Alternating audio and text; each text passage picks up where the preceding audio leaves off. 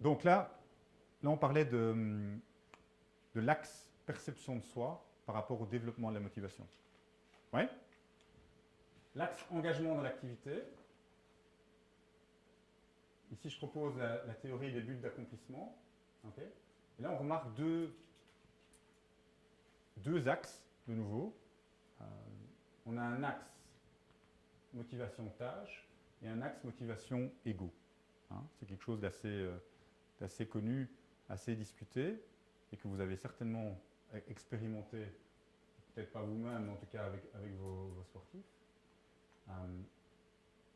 Est-ce que ma motivation, c'est de progresser, de développer ma maîtrise d'une activité, etc. Ou bien est-ce que ma motivation, c'est de gagner? C'est de me rendre compte que je suis spécial, que je suis meilleur que l'autre. Ouais.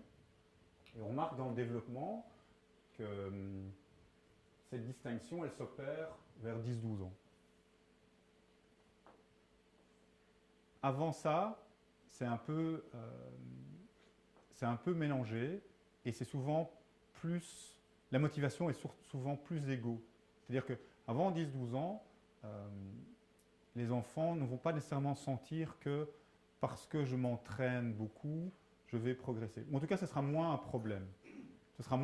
Ils vont moins faire la distinction qu'après. À partir de 10-12 ans, il y a des enfants qui sont beaucoup plus talentueux que d'autres. Okay, et qui, parce qu'ils ont une motivation qui est fort centrée sur l'ego, ne vont pas sentir le besoin de développer une manière de s'entraîner, une rigueur, etc. Et c'est là que c'est un problème. Et c'est pour moi une des raisons pour lesquelles on a parfois des... En Belgique, j'ai l'impression qu'on a eu 10 Boubka à 16 ans.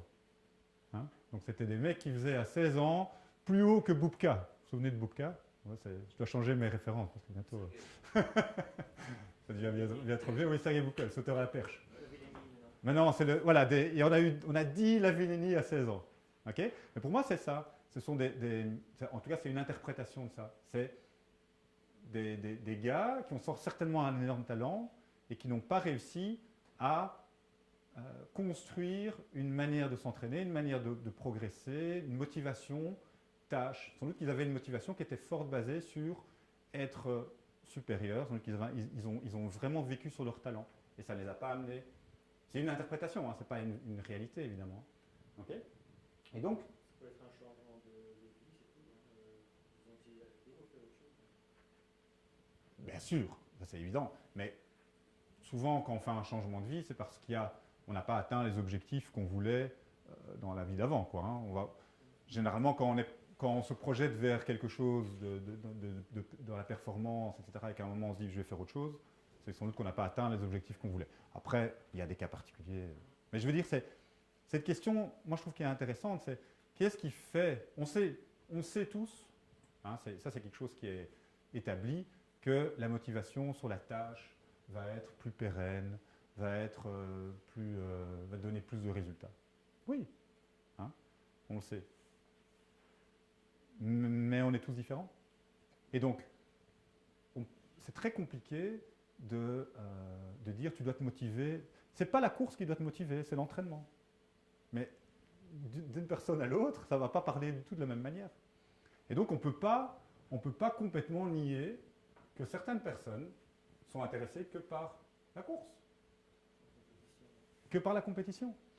Et même si je sais que, entre guillemets, ce n'est pas idéal, je dois en tenir compte et je dois adapter ma manière de faire pour qu'il y ait peut-être plus de courses, ou qu'il y ait des courses hors des courses, hein, qu'il y ait des fausses courses ou des choses comme ça.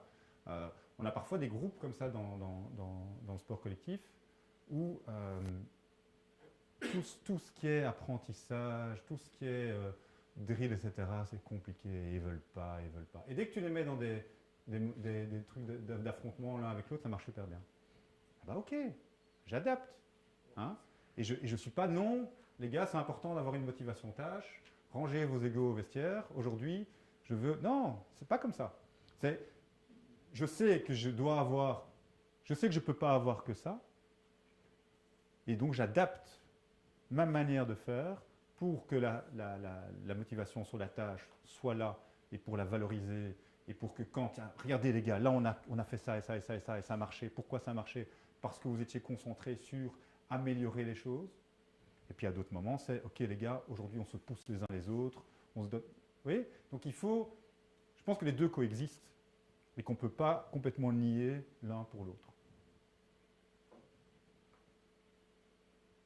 C'est clair ça pour vous? Donc, pour moi, c'est vraiment important de se dire que la motivation tâche est identifiée comme fondamentale. Et je pense que si on n'arrive pas à avoir ça, on n'arrive pas à un niveau supérieur. Et vous avez par exemple les fameuses vidéos de Ronaldo où on voit qu'il est en train de faire des abdos, des trucs avant, après, enfin, où c'est vraiment, on montre que c'est le grand travailleur. Et donc, quelqu'un qui a peut-être le plus grand ego du sport, eh ben, il est aussi grand travailleur. Donc c'est vraiment important, mais en tant qu'entraîneur, pour moi, c'est aussi important de se dire, ok, il n'y a pas que ça. Et j'ai en face de moi quelqu'un qui est là pour venir vérifier chaque jour qu'il est le meilleur. Comment est-ce que j'aborde ça? Est-ce que je le casse chaque jour en lui disant, écoute, ici, c'est pas ici que tu fais ça, etc. Ou bien, est-ce que je l'accompagne là-dedans et j'essaye d'en faire quelque chose de bien, quoi. Oui? Alors, troisième partie, stimuler la motivation. Et là, on va parler de deux concepts, vous allez voir qu'ils se recoupent. Un concept qui est un concept individuel et un concept qui est un concept systémique. Ouais. Autodétermination, donc la perception, la proactivité du choix, la liberté. Donc c'est l'idée que c'est en étant autonome, hein, c'est en développant ma propre envie que je vais réussir. Et c'est la fameuse motivation intrinsèque qu'on a entendu parler à toutes les sauces, hein, que la motivation doit venir de l'intérieur, etc. Okay. Et on se rend compte qu'il y a un continuum de la motivation intrinsèque. Okay. C'est comment j'ai une intégration de la raison, de l'intention des choses. Et pour moi, ça c'est vraiment un défi de chaque jour. Okay. Comment est-ce que je peux accompagner la personne dans cette intégration? Et honnêtement, moi c'est quelque chose qui me fait beaucoup réfléchir. Et parfois, j'ai l'impression que je ne fais pas certaines choses parce que je me dis, si je le fais, je casse ça. Hein? Si je demande, si j'exige, eh bien je ne laisse pas l'opportunité que ça arrive de lui-même. Vous me suivez? Et donc c'est quelque chose qui pour moi est vraiment fondamental. Et donc on a différents éléments. Okay, pas de motivation du tout. Je me demande pourquoi je vais à l'entraînement.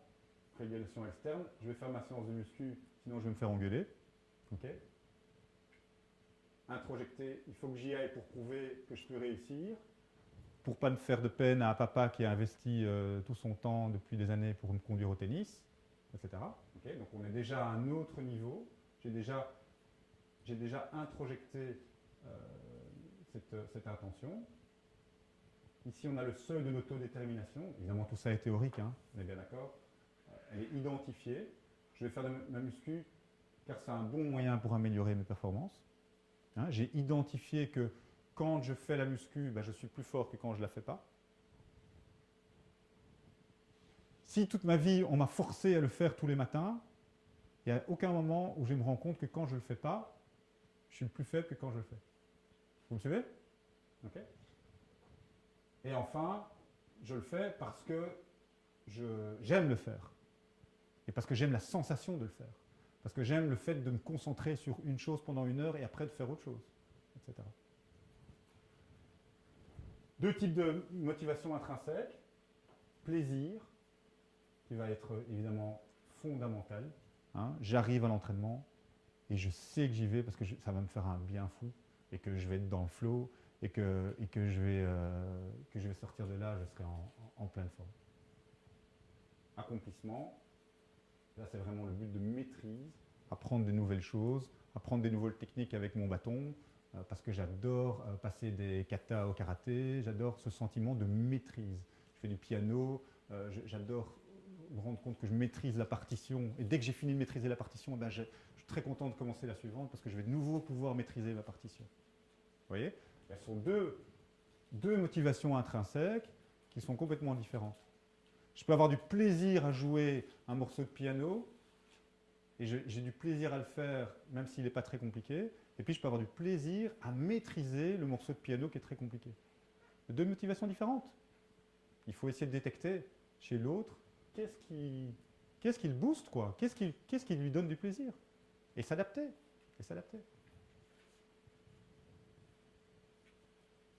Un deuxième concept qui est lui systémique. Vous allez voir tout de suite que ça se recoupe, hein, parce que qu'est-ce qui permettait à cette motivation intrinsèque d'émerger? Autonomie, compétence, relations sociales. Donc c'est le fait de sentir que c'est moi qui choisis l'activité. C'est le fait de sentir que finalement je suis bon et de le répéter. Okay? Et le fait que ce soit reconnu par les autres, c'est ça qui fait que je vais développer cette motivation intrinsèque. J'ai plus la référence de l'étude, mais une étude que je trouvais très intéressante, c'était le point commun entre toutes des équipes performantes. Et ils avaient essayé de trouver quel était le point commun. Et ils avaient mélangé du sport, des trucs dans les affaires, etc. Et c'était quoi le point commun, vous pensez? C'est arrivé à un point qu'ils avaient vraiment identifié comme quelque chose qui était marqueur de la performance. C'était le nombre d'interactions. Donc, le nombre d'interactions entre les gens était un marqueur, un prédicteur de la performance. Et donc, ici, on est donc il y a l'autodétermination, c'est un concept individuel. Okay? Comment est-ce que je construis ma motivation intrinsèque? Et l'autorégulation, qui est un concept systémique, okay, qui va concerner donc, la capacité d'un système à se réguler de lui-même. Implication, autonomie, compétence. Donc on retrouve les mêmes éléments. Donc ce sont des trucs complètement séparés, et on retrouve les mêmes éléments.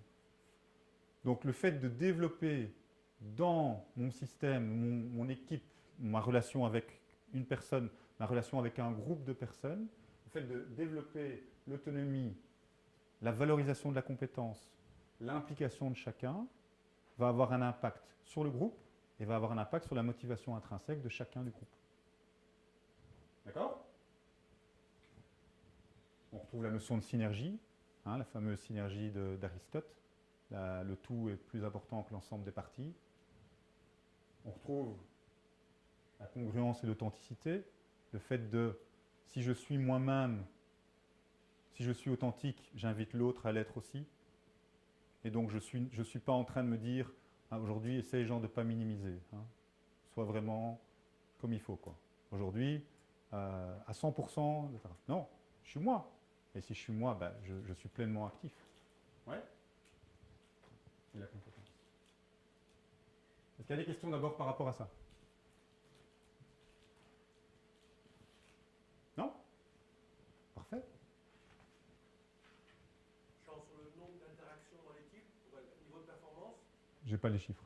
Ah. Ok, mais est-ce que c'est il y a une mesure qualitative de nombre? On n'a pas de quantitatif, certes, mais... C'était une étude quantitative. Donc, je n'ai pas d'infos. Mais moi, ça me parle beaucoup, parce que des équipes, bah, j'en ai quand même vu pas mal. Et c'est vrai que ça change énormément quand... Enfin, vous donner un exemple. Hein. Pour l'instant, je suis dans une équipe qui a un niveau d'autonomie incroyable. C'est une équipe où ils font toujours des trucs ensemble. C'est comme s'ils faisaient des team building chaque semaine. Mais ils les font d'eux-mêmes. Hein, ils sont les uns chez les autres, ils impliquent tout le monde, ils ont les fameux groupes WhatsApp séparés, rien que des joueurs. Enfin bon, il y a vraiment une vie, il y a une vie à l'intérieur de l'équipe qui est incroyable et que j'ai jamais vue avant. Et c'est quelque chose qui n'a pas été planifié. C'est quelque chose qui a émergé, qui a vraiment émergé. Et c'est super intéressant et ça apporte moi ce que je trouve que ça apporte le plus, c'est cette capacité de croire qu'on va toujours revenir dans le coup, quoi. Et que dans tous les matchs, même si tu es 20 derrière, tu vas être capable d'y arriver. Et ça, j'ai rarement rencontré dans les équipes. Et pour moi, la différence, c'est vraiment ça. Ils sont... il y a vraiment une équipe dans l'équipe, quoi, entre eux. Ouais. C'est spontané ou c'est suscité par un capitaine Je pense que y a un joueur qui est là depuis longtemps et qui a une maison, enfin, qui a une grande maison et qui invite chez lui, etc. Je pense que ça joue beaucoup. Voilà. Alors que pendant des années, on a travaillé sur des team building, sur le nombre d'interactions. On a fait des séances où on expliquait, c'est important d'avoir des interactions, etc. Et on essayait de le créer. Ici, je l'ai alors qu'on n'a rien fait pour. C'est très intéressant. Ouais. Petite expérience, Vas-y. parce que j'ai accompagné une équipe d'escrime pendant quelques années et qui a été, enfin, qui est partie de rien, qui est arrivée au plus haut niveau mondial. Et en fait, il y avait cet état d'esprit au sein de ce groupe de 6-7 escrimeurs que tu décris. Mhm. Avec vraiment une vie sociale à l'intérieur du groupe, une grande cohésion, ils se rencontraient en dehors des entraînements, etc. Et à un certain moment, il y a un des escrimeurs qui, pour des raisons Mhm. fin d'études, rentrée dans la vie professionnelle, a quitté le groupe. Et cette ambiance Ouais. décrite, c'est Détérioré. petit à petit désintégré. Et les résultats, alors qu'il n'était pas le leader, le meilleur de l'équipe, hein, Ouais. il n'était pas le meilleur, mais il était celui qui assurait une cohésion, un équilibre. C'était le berger. Voilà. Moi, je l'appelle le berger. C'est vraiment une image. Et c'est intéressant parce que le joueur en question, avant, il était capitaine. Et le coach d'avant avait retiré le capitaine parce qu'il disait qu'il ne parlait pas assez, qu'il n'était pas assez dans le sens qu'on entend du capitaine. Mais pour moi, c'est le vrai capitaine. C'est le berger du groupe, quoi. Et c'est super important d'avoir cette énergie. Pour moi, c'est quelque chose qui dépasse ce qu'on est en train de faire. Et donc maintenant, moi, je joue beaucoup avec ça, évidemment. Et donc, par exemple, un exemple, hier, j'ai un joueur qui n'a pas beaucoup il n'a pas beaucoup cette motivation tâche. Hein. Je crois qu'il a une bonne motivation égo et ça lui permet d'arriver à un certain niveau. Et je pense qu'il n'arrivera pas au niveau supérieur à cause de ça, d'ailleurs. Hein. Je renvoie dans les croyances. Je pense qu'il a la croyance que avec ce que j'ai, c'est suffisant. Je pense. Hein. Et que pour arriver à un niveau supérieur, avec ce qu'il a, c'est pas suffisant. Mais soit. Et donc il devait courir à un moment, il a fait une connerie, et je lui demande de courir un aller-retour. On est beaucoup dans les punitions, là, si on aime bien ça. Et donc il doit faire un aller-retour en courant. Et il le fait vraiment à une vitesse incroyable, vraiment nulle, quoi. Il n'avance pas. Et donc je demande à l'autre joueur, et je dis, hey, parce que je voyais qu'il rigolait, je fais, pour toi c'est courir ça? Et il n'a pas pu me répondre, tellement, pour lui, répondre, l'un ou l'autre, entre guillemets, c'était, il se rendait bien compte que s'il disait oui, c'est courir, il allait contre moi, et donc ça, il ne voulait pas. S'il disait non, c'est pas courir, il allait contre le joueur, donc il n'a rien dit. J'ai dit, ok, tout le monde sur la ligne.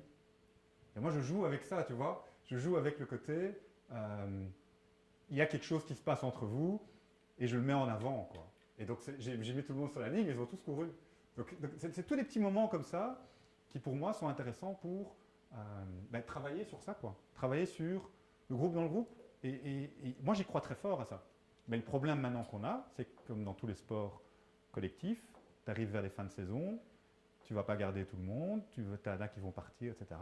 Et ton équilibre va devenir instable à cause de ça. Donc voilà, on verra bien. Mais c'est vraiment intéressant de faire le lien entre des concepts théoriques et le vivre au quotidien. Avec cette équipe, on n'a fait aucun team building. Hein. Ils font tout d'eux-mêmes. L'année passée, ils ont été faire un paintball. Ils ont fait un paintball entre eux, mais ils ne nous l'ont même pas dit, quoi. Ils ne nous ont même pas invités. Mais c'est génial. Moi, je trouve ça génial. Tu disais ? Est-ce que ce comportement de berger, est-ce que c'est pas lié à un besoin positivement satisfait de lien? Bien sûr. Ah, bien sûr. Mais lui est rempli d'un besoin de lien. Bien sûr, bien sûr. S'il ne le génère pas, il doit être Bien sûr. en situation de super catastrophe, je suppose. J'en sais rien. Il en crée ailleurs. Ouais, j'en sais rien. Mais il a 4 enfants, donc il a déjà pas mal de liens. Il est déjà le berger chez lui, mais c'est super intéressant. Oui, bien sûr que c'est une fonction pour lui. Et je pense que quand il arrêtera de jouer, bah, il va devoir aussi se reconstruire dans tout ça. Et c'est pas simple. Alors, le fameux deal win-win. Pour ceux que ça intéresse, il y a un très chouette livre, mais c'est déjà assez vieux aussi, c'est Seven Habits of Effective People de Covey. Il est dans la bibliographie. Et il décrit ce lien win-win. Et c'est très intéressant. Et ce que je trouve très intéressant dans ce bouquin, c'est que ça date. Hein. C'est quelle date? Regardez une fois. Quelqu'un peut regarder? C'est un vieux bazar.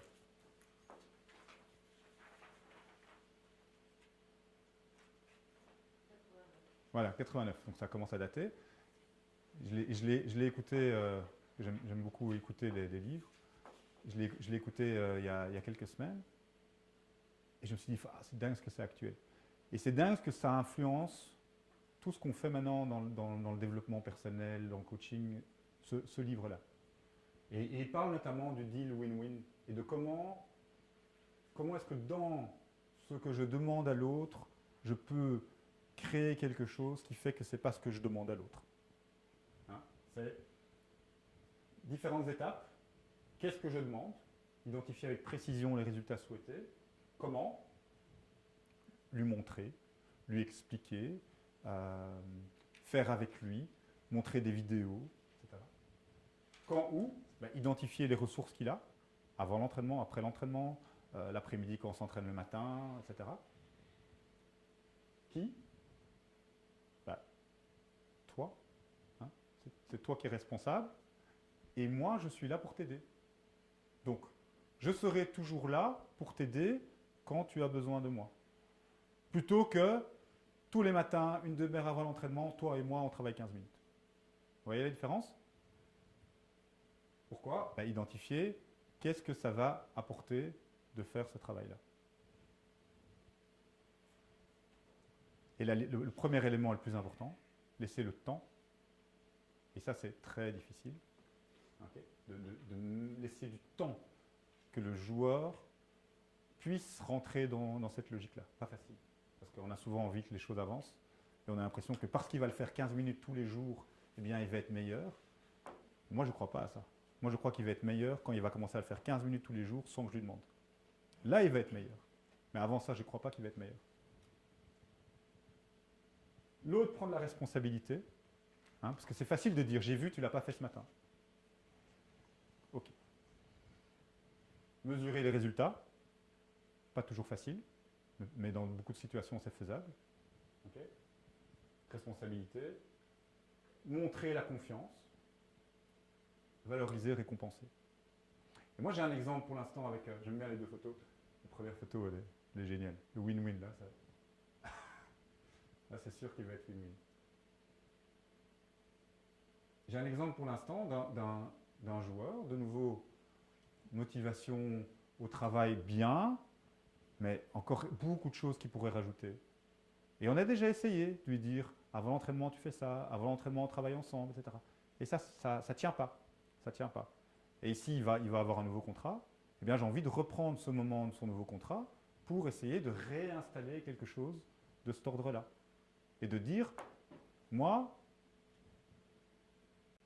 je pense que si tu rajoutes certaines choses dans ton entraînement, tu peux atteindre tels objectifs. Okay? Je pense qu'à tel moment, ce serait intéressant de le faire, mais il y en a peut-être d'autres. Qu'est-ce que toi tu penses, etc. Et donc vraiment travailler sur comment est-ce que le comportement peut venir de lui et pas de moi. Ok? Mais si ça prend trop de temps, parce que si à un moment donné, il ne le fait pas, parce que vous allez peut-être justement utiliser son nouveau contrat pour lui mettre un nouveau challenge et pour améliorer ses performances. Et s'il ne le fait pas, moi j'ai le même problème avec quelqu'un qui a vraiment un talent fou pour mettre des super coups francs, etc. Mais il ne le fait Le pas. problème, c'est que je le conseille, de rester. Donc, on a un gardien qui veut bien rester main après les entraînements, qui continue à travailler un quart d'heure, 20 minutes, une demi-heure. Mais il ne le fait pas, il se contente de ce qu'il fait. Mais pour le moment, il est dans une période où, justement, Il stagne. oui, il est plus performant à ce niveau-là. Alors que si puisqu'il peut, ça dépend des situations, mais, ou marquer directement, ou mettre des bons ballons pour ses Mhm. partenaires. Bien sûr. Vraiment, ça n'arrive plus où ça doit arriver. Et j'ai pas envie justement de l'obliger, alors que je sais que j'ai pas envie de l'obliger, mais par contre, je lui fais sentir, je lui fais. Enfin, voilà, j'essaie de. Essaye de faire ça. Essaye de faire ça. D'être Vraiment, d'être systématique. Tu prépares un truc où tu es systématique. Tu dis, écoute, moi je trouve que pour l'instant, on avait identifié que c'était un point fort. Je trouve que pour l'instant, ça s'exprime moins dans les résultats. Tu peux lui montrer quelques images et dire, écoute, moi j'ai l'impression que c'est un manque dans l'équipe. Hein, peut-être le ramener à l'équipe et pas nécessairement à lui.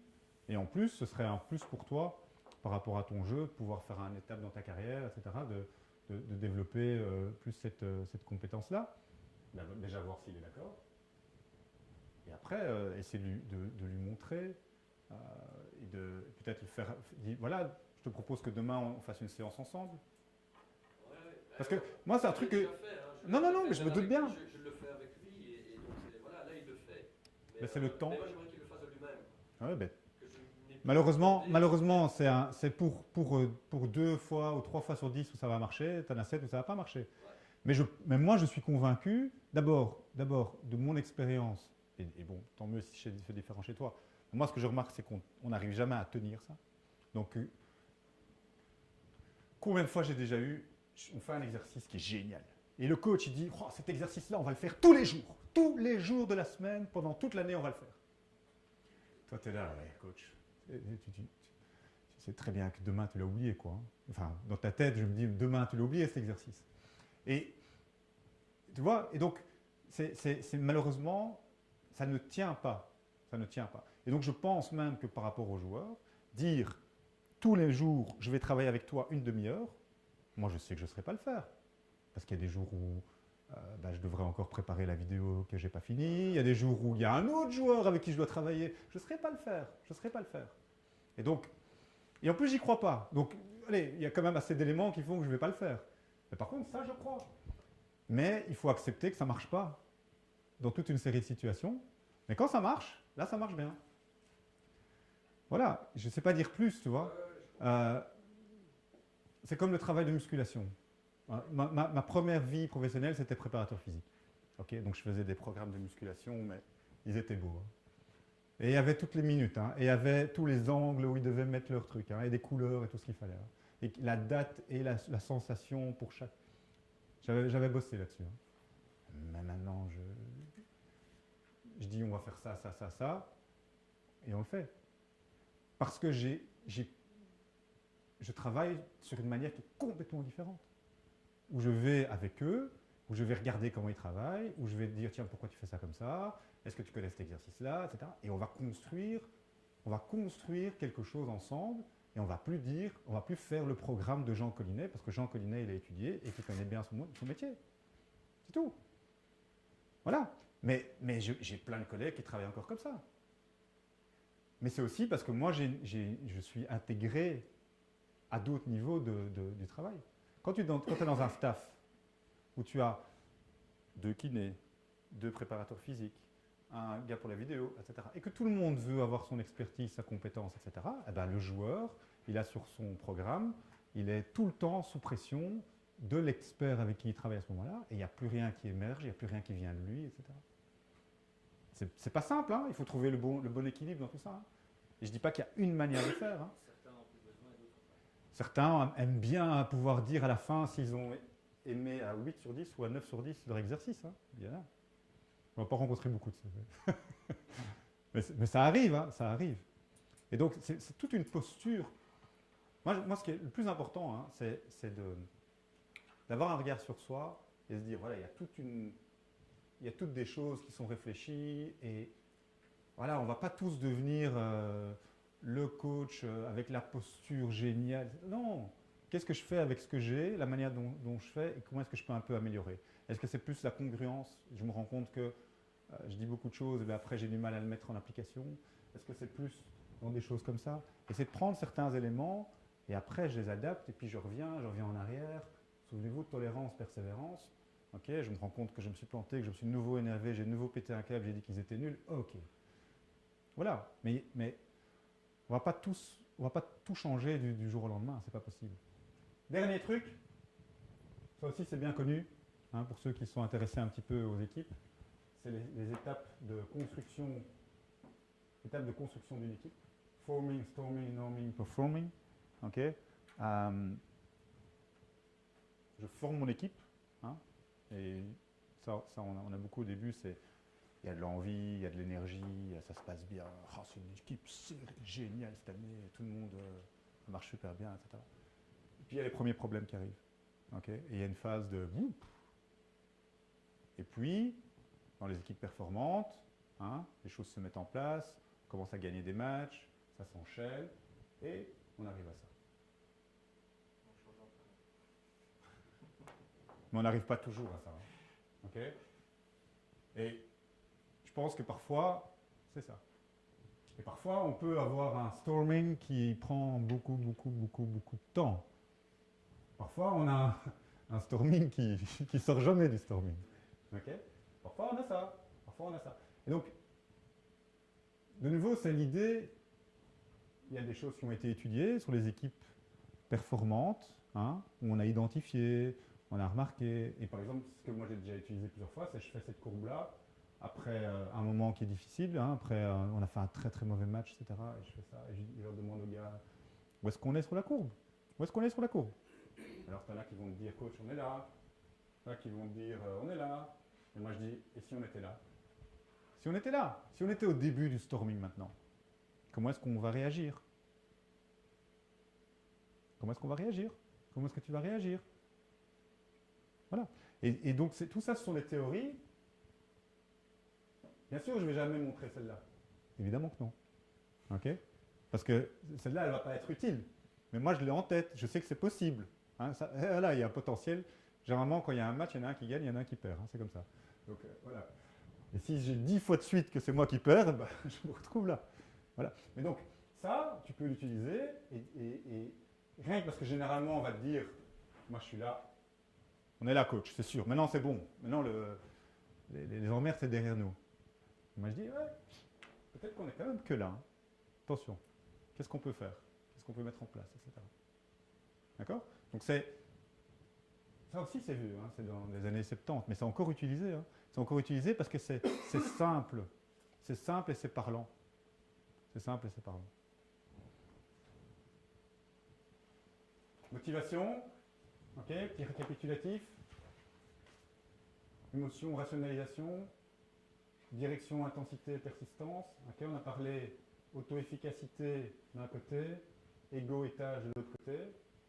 Les deux concepts qui se rejoignent autour de l'idée de l'autonomie, sentiment de compétence. Salut, hein. Bon match. L'implication, les relations sociales, hein, et l'importance du nombre d'interactions. D'accord? Flow, on a parlé de challenge réaliste, réalisable, perception de sa compétence. Ok, souvenez-vous, ce qui est important, ce n'est pas la compétence. L'important, ce n'est pas je suis numéro 1. Non, c'est je me vis comme. Et ça, c'est un truc qui est incroyable. Moi, j'ai toujours été sidéré de voir, et c'est un des grands paradoxes du sport, c'est on a un mec qui est blessé, et puis on dit, oh, on va l'économiser jusqu'au jeudi, et puis après, il fera son match, quoi. Et donc, tu te dis, pourquoi est-ce que les 9 autres, ils s'entraînent du lundi au jeudi, hein? Le paradoxe, pour moi, c'est être persuadé qu'à tout moment, je vais être performant.